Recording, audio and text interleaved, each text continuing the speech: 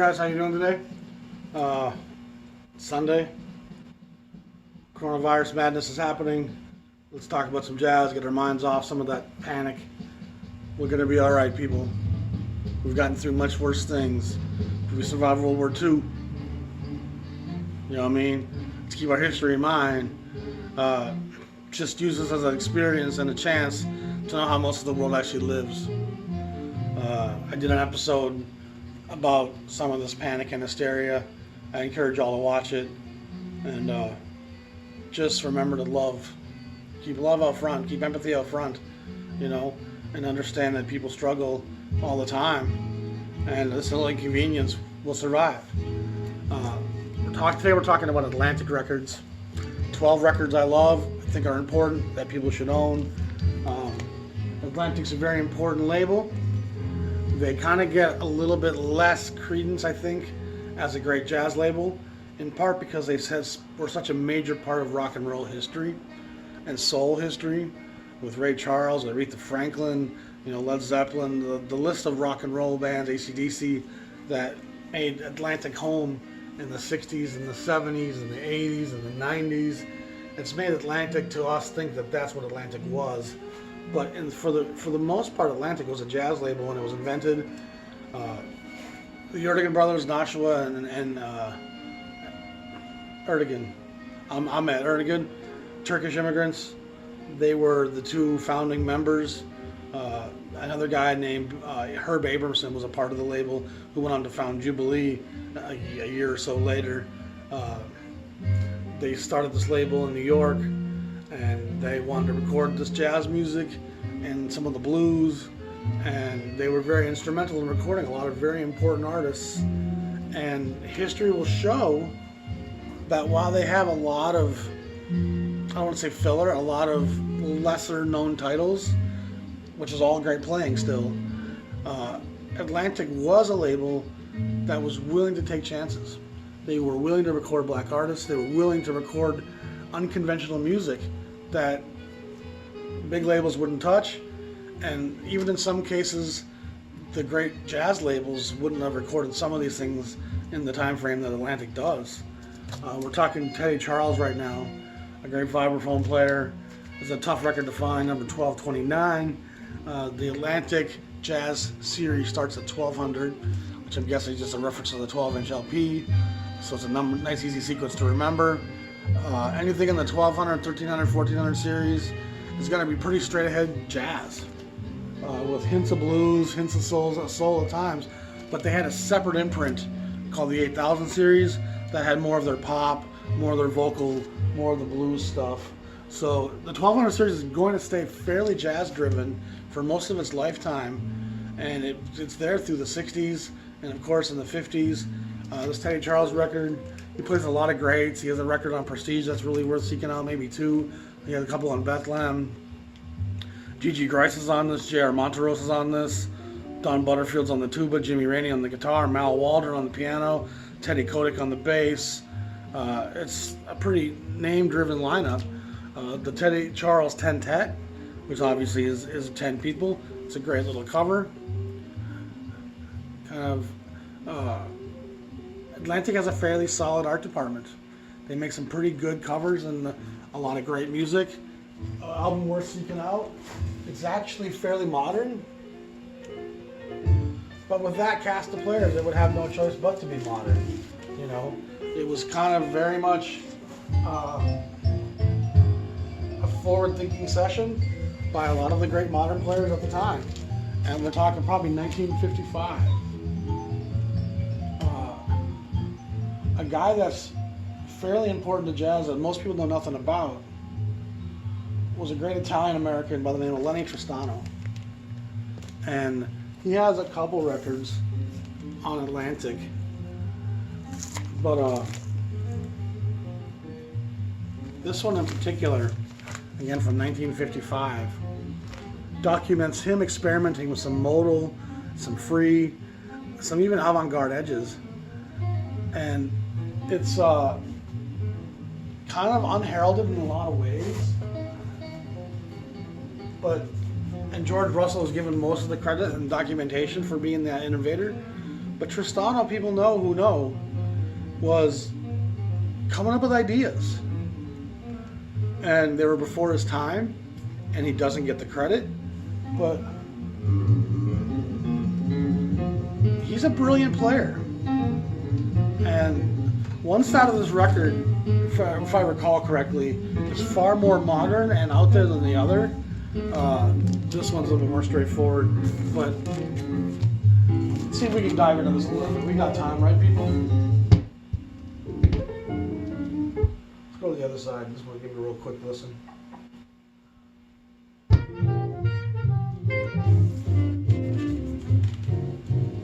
That sounds like it's a little more straightforward right there, don't it? Yeah. So this first side, I think it's got a lot of the real experimental. Yeah. So you can see he's digging, he's diving, he's flying, but he's approaching it from some new spaces and some new places. So Lenny Tristano's records are out there. They're not super easy to come by on Atlantic, but if you see them, I would recommend you grab them.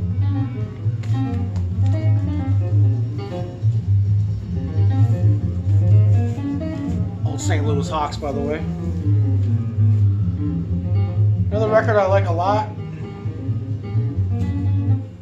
The cover's fantastic. Another piano player is Phineas Newborn.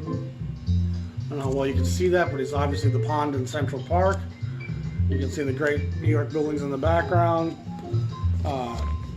Another great piano player that has some interesting edges, and you know, by this time, Monk's kind of made some of the movements he's done, and I think some of the piano players that follow him do some really interesting stuff.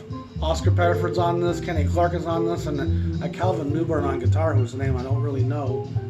But Phineas, of course, goes contemporary and makes some records out there, and RCA has a number of records. But this Atlantic side, 1955 probably, 1235 in the Atlantic series. And for most of these dozen records, I'm going to kind of do a chronology from early in the labels to the first 100 records or so. And usually that doesn't cover any more than 4 or 5 years for these record labels. So we're still 1200, 1235, very early. Great record if you can find it. And it should not be that hard to find, honestly.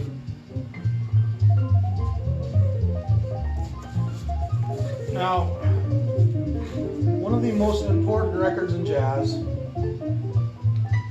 one of the most forward-thinking records in jazz, and a record that kind of defied a lot of the odds and a lot of the norms in jazz, is the great Pithecanthropus erectus by the great Charles Mingus. Only Ellington could have conceived this before Mingus does this. And that's a lot of Ellington right there. Like, you can't escape that. You just can't. If you hear enough Ellington, you'll recognize compositional jazz. Ellington did stuff like that. He did everything. 2,500 pieces he's attributed with writing. The greatest American composer. Again, Ellington, love Ellington. Recognize the greatness of the man, one of the great Americans of all time. But Mingus puts this session together, and in 1956, we're talking 1237, I don't think Blue Note would have touched this. I don't think Prestige, Riverside, I don't think any label in the country would have touched this. This record gets pretty out there, and it seems like it's fairly groove-driven, but it devolves into really chaotic passages, and it is, along with Monk, the Avant Garde's arrival. There's a tension. It's not always resolved, and like I said, some of the passages, we're about to hear it right now, where there's a little tension coming in there. Mingus was not afraid to shout, yell, and scream. Shit, we're falling down a mountainside. Things are happening. See what I'm saying? Things are happening. I was introduced to this record fairly early, and I don't think at the time I was capable of recognizing how out of the ordinary that was. And that's part of the issue, is when you start with things like that, you think that's the norm. And it was far from it. So kudos to Atlantic for doing Pithecanthropus. You can't talk Atlantic Records without talking the great Ray Charles. One of the great rhythm and blues players. He was capable of doing straight up blues. He was capable of being a great jazz improviser. He had a lot of soul to him. He did country songs and made them have soul. And country music has some soul too, especially country from this era. Ray, blindness be damned, is easily one of the most talented players and musicians that we've ever produced in this country. A difficult life. He opened the doors for a lot of musicians. He secularized the church. He took some gospel songs and structure and took I Got a Savior way up high, that's good to me, and made it I Got a Woman way across town, she's good to me. Boy, hellfires are waiting for that. And the church, even the black church, was furious. How dare this secular young kid be sacrilegious? And yet, anybody who denies the duality of spiritual and sexual in pretty much all black music, but in almost all music in general, sex is always going to be a leading part of our philosophies. A record I love a lot,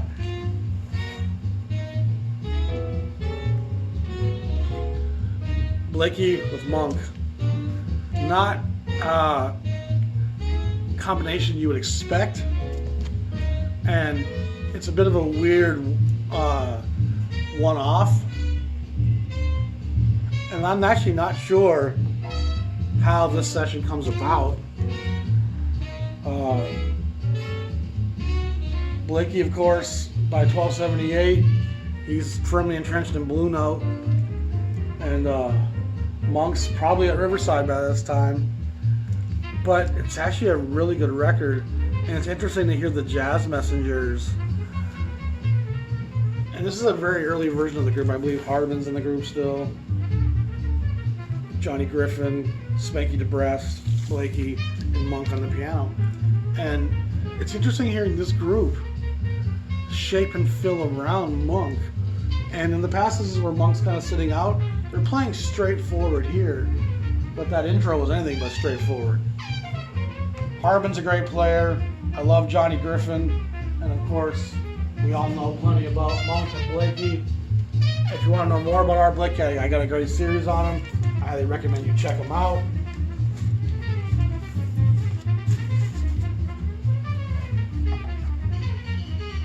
A couple of records that are tough to find that I like a lot. And I learned about these guys in part through the Dawn label, where they do a number of Les Modes records.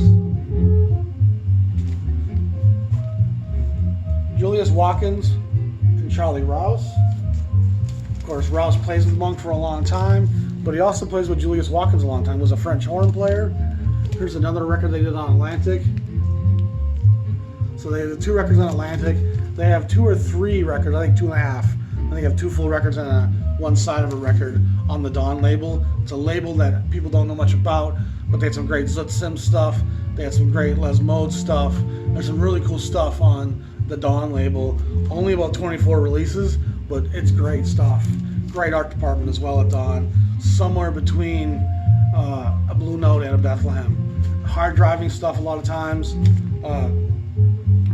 The Rouse Watkins group is very soundscapey at times. It can really drive, but it can also be some of the most interesting stuff I've heard in jazz is on some of the Les Modes records. I encourage people to check them out. Great players, and it's always fun to hear an instrument like the French horn being used in jazz the way they use it here.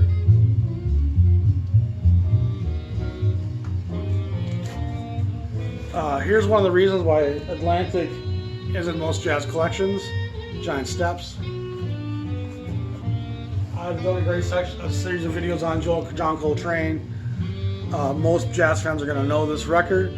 I don't think most jazz fans grasp its importance, but he's systematically dissected the numbers, and he's found a kind of a freedom to fly through the scales on this kind of circular revolving loop, and that's what the Giant Steps are a reference to, the numerical constructs of this record. Flanagan, I believe, is on the piano, and there's times where I feel like he's having a hard time keeping up. Chambers on the bass, Hart Taylor's on the drums, and so there's no semblance of the great quartet yet, but this is groundbreaking music. And what's so wonderful about it, that is as new and as fresh and as up-tempo as this record is, it still remains very accessible. And it's not ballads by any stretch of the imagination.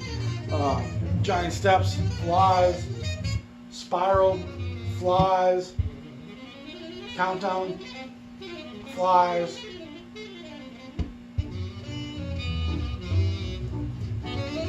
Still swings though. And innovation in jazz, to me, is only as great as its ability to swing.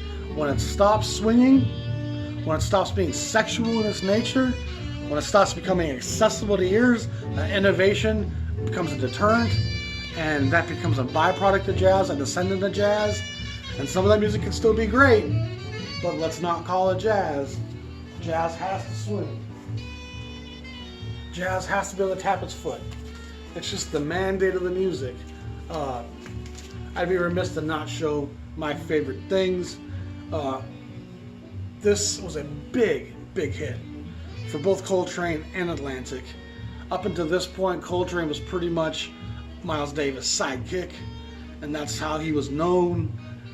He didn't have his own fame, per se. His prestige titles never were huge sellers.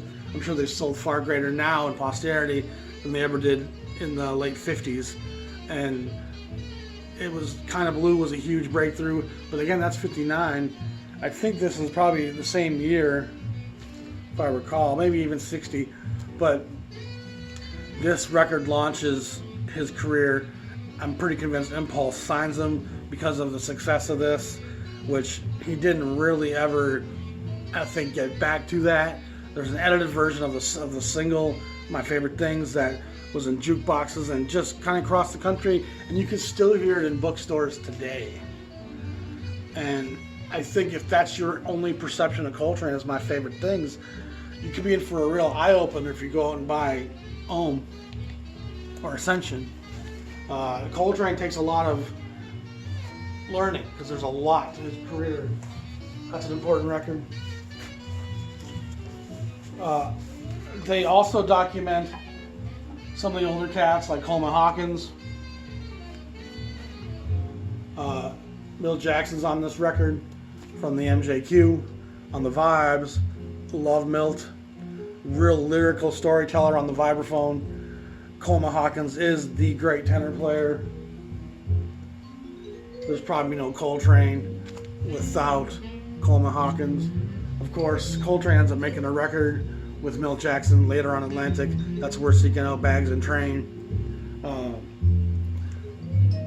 There's a lot of titles in this early history made by white Italians and other white players that are pretty obscure and mostly have never been reissued. And it's an episode I want to make, and an interesting sidebar to all these labels is all them non-risky records you made with white musicians imitating this music. They've all kind of fell into obscurity. The few risky records you made with the African Americans, a lot of them have become priceless. And art versus knockoff, you know. And it's not to say the white cats couldn't play, because they most certainly could.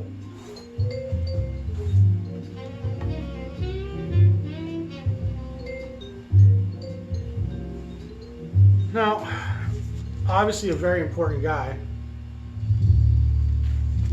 Ornette Coleman, and Atlantic records him a lot in the 60s. I believe this is probably 1960 right here.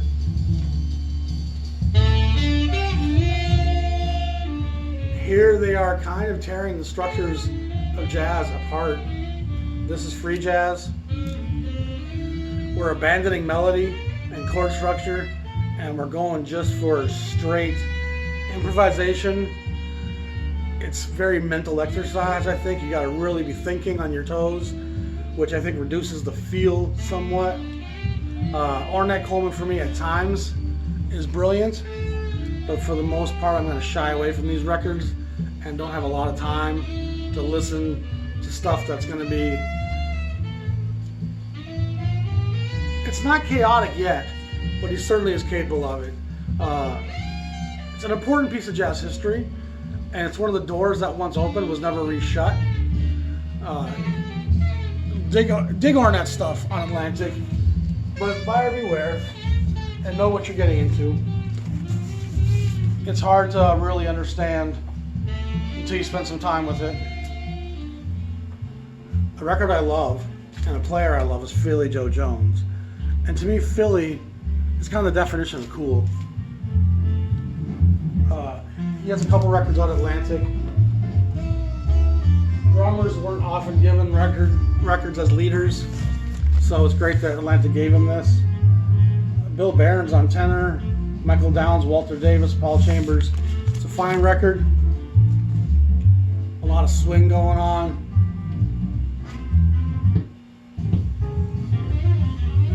He's a very consistent player, I feel, Philly. You kind of know when you hear him driving that cymbal. I think he's one of the real good guys in jazz.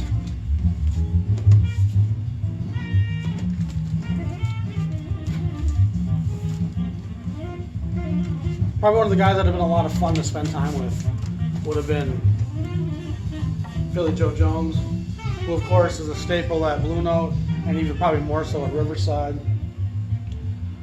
Really great at fast tempos, hard bop. One of the great hard bop drummers along with Art Taylor. John Lewis, who, as I mentioned before, along with Milt Jackson, these guys were members of the Modern Jazz Quartet. Not everybody loves MJQ. It's very kind of cerebral, chamber jazz almost it was called. But John Lewis is one of the great important players. He's on the Birth of the Cool records. He is one of the great writers and arrangers in jazz history. Some of his stuff can be a little bit more orchestrated than others, but the MJQ still swing. I love some of their records, man. They're fun, great players. You won't be disappointed with an MJQ record. And John Lewis and Milt both have a lot of records as solo artists on Atlantic, and there's nothing wrong with putting on a John Lewis record in the morning, drinking your cup of coffee, and just gestating the brilliance of some of these guys.